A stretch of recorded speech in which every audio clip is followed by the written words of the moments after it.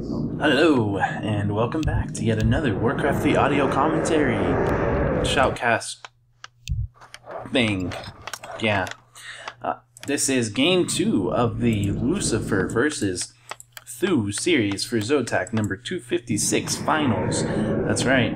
And we have Lucifer spawning in as the gray undead in the top, I guess it's top left corner, even though it's kind of not.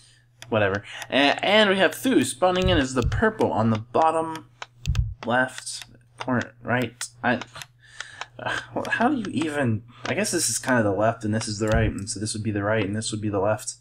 We'll go with that.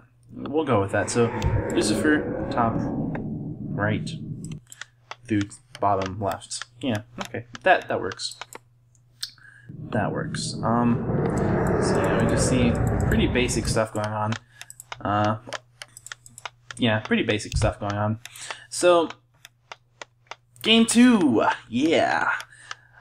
Yeah, I'm kind of out of stuff to say. That's kind of sad.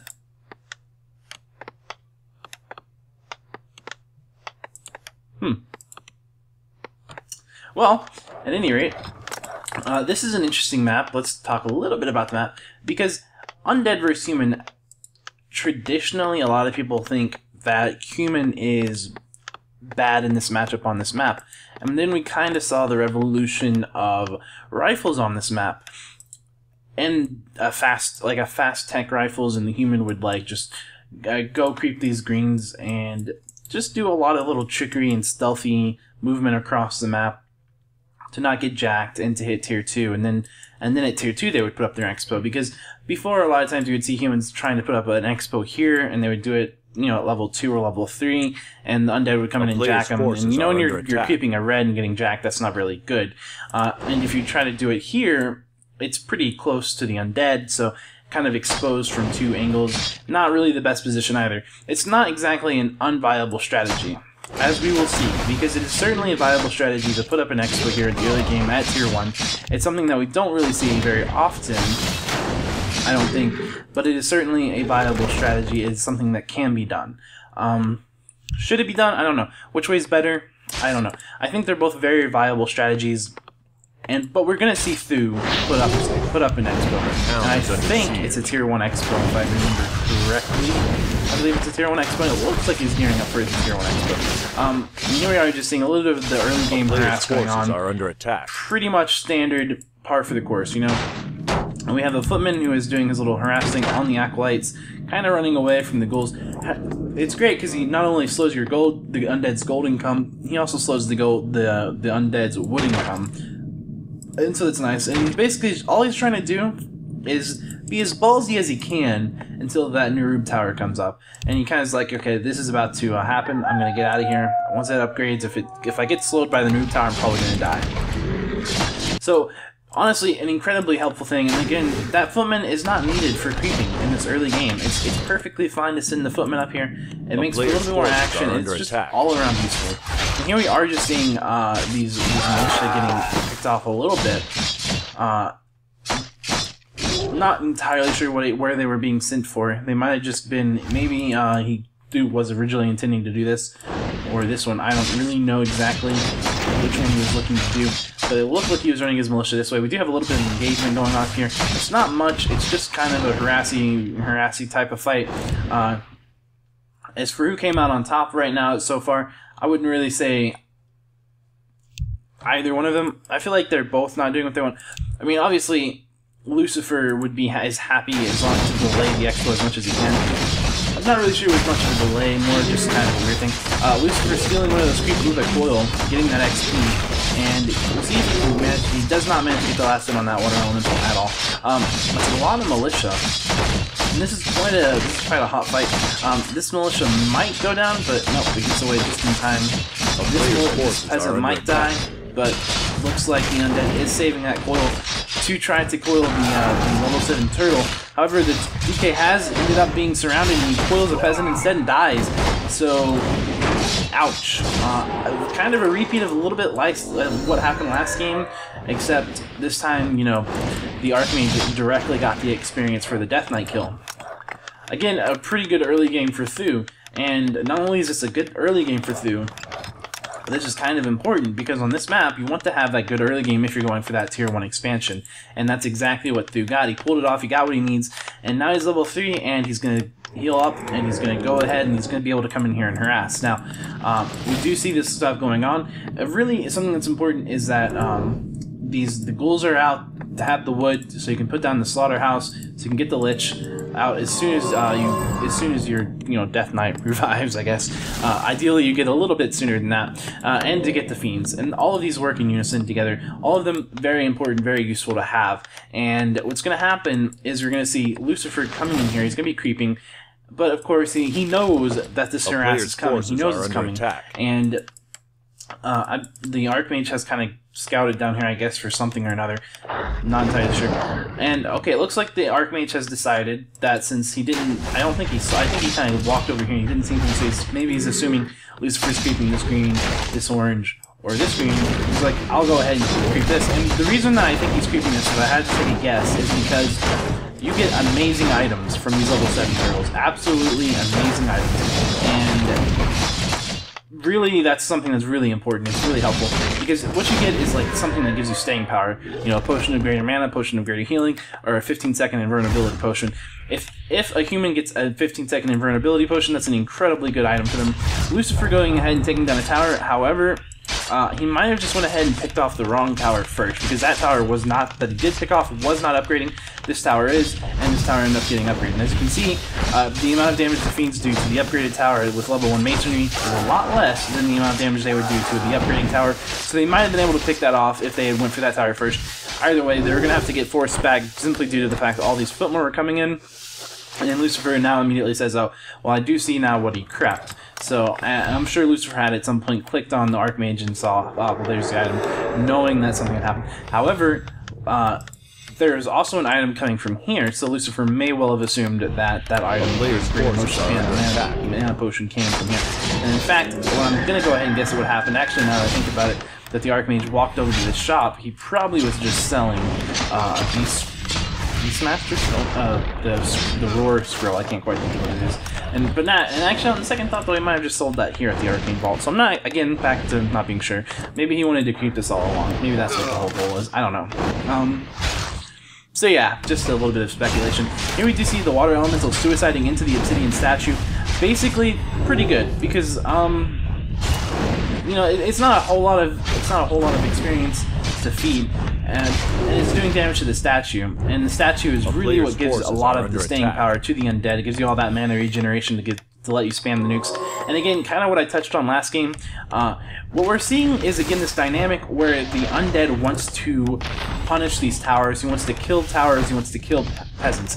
And at this expo, he wants to do this because he wants to be able to hurt the economy of the human. And on top of hurting the economy, it's not just a simple factor of, oh, you killed a peasant, now I have to rebuild it at 75 gold, or oh, you killed my tower, you don't have to rebuild it, now it's 30 gold, or 70 gold for the upgrade, whatever stage, so 100 gold for a go tower, guard tower, or however you want to consider it. The point is that there's more to it than that. It's also the fact that now you have to rebuild things, and you also have to repair things. And while you're repairing and while you're rebuilding, you are not farming, you're not chopping trees, you're not mining gold. Like this right here, all the gold that he would have been mining, he's not mining. So this is an extremely effective way of making an expansion less cost-effective. By picking them off, you have to tie up the production of the town hall. Granted, it's probably going to be just peasants anyway, but because you're probably not going to be upgrading this to the keep. Probably will upgrade this one. As you can see, this one's already upgraded to the keep. This one is on its way to tier 3, and a lot of times we do see the tier 2 plays. But on this map, Lucifer actually has a special plan that is quite enjoyable that we'll see here in a minute. But when he gets tier 3, and that I personally was quite delighted by. And we are going to go ahead though and see that Thu is coming in here to go ahead and start attacking. Now this is clever because everyone knows there's the staff teleportation trick where you come in with a hero, or where you pretend to teleport in when the enemy comes in. using a staff of teleportation, and then you cancel it. But in this case, what actually happens is Lucifer says, instead of using a teleport scroll, I'm just going to staff in my Lich, and I'm going to use my Lich to really just kind of buy time and kill things with Nova, pick off the units, and the Lich is one of the heroes that can kind of do that because of just how good he is against footmen. And the Lich is, of course, a very good hero against the footmen. We have a goal that was about to die, but the Archmage decided, you know, I'm just going to TP out instead of attacking it. And it did, I believe, save one of his footmen. It might have died. That was weird. It didn't look like it died. It might have died. In fact, actually, it looks like it died here. Maybe he just killed the footman himself to deny it, so that Lucifer would not get the XP for it.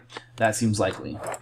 And we do see the arcane things going up. And again, note the building placement, because that's really important. Whenever you have these building placements for your towers, you're protecting your towers, which is something that if you're a traditional player, you probably wouldn't quite think. I don't know, if someone who had played maybe 6 years ago, which is a while ago, you know, now I'm thinking about, oh wow, it's 2012, back in 2006, 2007, you know, you would have seen the kind of the opposite. You would have seen the towers protecting things. And I mean, obviously, you did see this kind of building as well back then, but a lot more often you would see towers protecting buildings, because people wouldn't want to run into towers unless they had like a destral push going on or something, and in which case it really wouldn't matter too much where your towers were for the most part.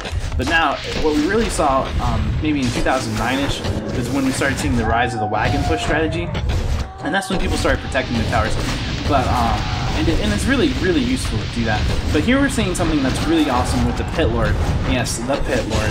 And not only is it the Pit Lord, he is not using Halter, he's using Rain of Fire, just like a Blizzard, like an Archmage would use Blizzard to harass towers or buildings. And it works brilliantly, because not only is he very tanky, and that's incredibly important because, again, as you know, hero levels decide this matchup very often, and the reason for that being not because of the fact that they're high-level heroes, but because of the fact that it gives them a lot of ability to focus down the opponent's heroes or the opponent's units. Specifically, the opponent's heroes in this particular matchup usually. And so obviously with the Pit Lord, he's a very tanky hero. You know, his base armor is 2, base armor is 750 life.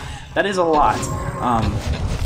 So that's really useful, and because if you were to go with, say, the Dark Ranger, while you do gain the silence, which is also going to provide you with a lot of kind of tankiness, because you can kind of eliminate some nukes for a little bit, when those nukes aren't eliminated, or if their opponent uses proper invulnerability potion usage where they don't get silenced, or to dispel the silence, then you really have a hard time keeping both the Lich and the Dark Ranger alive, who are both kind of squishy heroes. So the Pit Lord's kind of cool, like, because he's not like that. You know, that's not really the reason that Lucifer got him. Of course, Lucifer got him because, hey, look, there's all these peasants right here repairing all these towers, and I want to kill all of that, so I'm going to Rain of Fire it, and it's awesome. And it is indeed awesome. So thank you, Lucifer, for giving us that amazing, amazing visual. I can now feel a little bit contrived with that. I kind of went too far. I'm sorry, guys. I'm sorry. But no, yeah. But seriously, it's pretty cool.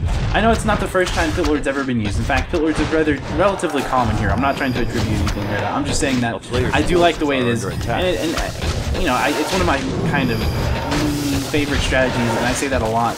But I have a lot of favorite strategies. One of my favorite strategies to watch. And we are actually seeing the militia coming in. We do see the Mountain King taking a bit of damage. We do see a Fiend actually being stunned, taking a lot of damage. A Breaker is probably going to go down and now, and actually the Breaker goes down as well as the Fiend. We see lots of militia dying here. Lots of skeletons coming up. And we do see, again, we see a little bit of that focus fire going onto the Mountain King. And as well as the Pit Lord, but of course the Pit Lord's being coiled and kept alive. And yet again, we see a lot of damage going out onto a Breaker, who is, of course, being healed by the Paladin. A Water Elemental does die, and it gives Lucifer level 4 on his Death Knight, where he picks up level 2 Unholy Aura. He's not too worried about taking a lot of Focus Fire on his Death Knight. It hasn't really been happening that way so far into the game. It's more that his Pit Lord has been taking a lot of focus, which is pretty good for him. Or a Fiend or something. But those are all things that he can Death Coil, so he doesn't really feel like he needs Death Pack quite as much. And he already has a somewhat liberal usage of Dark Ritual, so he doesn't really want to add to the amount of suicide on his units. However, it's not such a bad thing because Lucifer has an Expo! Whoa! I probably should have covered that. But he does. He got it up. When he crept this, you probably saw the Blight Skull that he used there when we were looking at it when he was creeping, and he turned that into an expo. So, kind of like what I said last game or so, where I was talking about how what you want to do is you want to harass the enemy's expo, but you also want to have your counter expo, and those are both viable ways of dealing with a human expo. Doing both is really awesome if you can pull it off, and you can't always pull it off. This game, Lucifer has clearly pulled it off. He's been harassing and he's got his expo, so that's good. So the dangers that are introduced when you do that, however, is that the human now kind of is like, okay, well now I have two places I can harass, you know, your main base and your expo, but also, more importantly than that, you have two places you have to defend. And what that means is that if I want to go put up another expo, if I want to put my third gold mine, then I can generally do that, because you really, you know, your map, I don't know what to say there to call that, but the amount of area that you can really realistically walk around to protect your expo kind of shrinks a little bit, you know, because if you're coming over here and you're walking down this way, you know, then I could be coming up here and you might not know it. So you do have to have a lot of scouting information and things. It looks to me like he did, in fact, want to come over here and take that as another expo. He had the scout tower, he placed it down. He actually decided, you know what, my expo is actually getting raped over here. I better really go help it out. And so, unfortunately, the creeps that he did not finish off, and the Paladin getting TP'd after taking quite a bit of focus fire damage, and the Mountain taking quite a bit of focus fire damage, but he's walking away, not really being chased too much by the undead army. So he does look like he's in a pretty safe position. But again, no, the Breaker's taking some damage, and Lucifer just saying, okay, this is pretty much my expo now, and he's taking over it. But over here, again, like I said, that scout tower did die because there are two forest trolls that did not get picked off. So there is that. Dude, not in the greatest position right here, because as you can see, his Paladin is kind of level 1, his Mountain King is level 2, his Archmage is level 4, but against, you know, level 4 Death Knight, level 4 Lich, and level 3 Pit Lord. So again, you know, as usual, hero levels kind of a big indicator of who's having the advantage in the situation. But on top of that, Lucifer also has an expo, and through his losing his expo, and wasn't unable to pick up the second expo. So maybe, you know, we'll see. The Abomination is out on the field, which is pretty helpful against things. Lucifer kind of just out microing through a little bit here, just because he's got all these range units, and through not really having too much of a way to kill a lot of these units, because of how well spread out they are. And he's using his own, Lucifer using the Town Hall and such to his own advantage. And that's it, GG. Duke calls GG, so that's good game. Game number 2, and don't forget to check out the rest of the series. You don't want to miss it. It gets way awesome. Way awesome. That's right. So, see you in Game 3.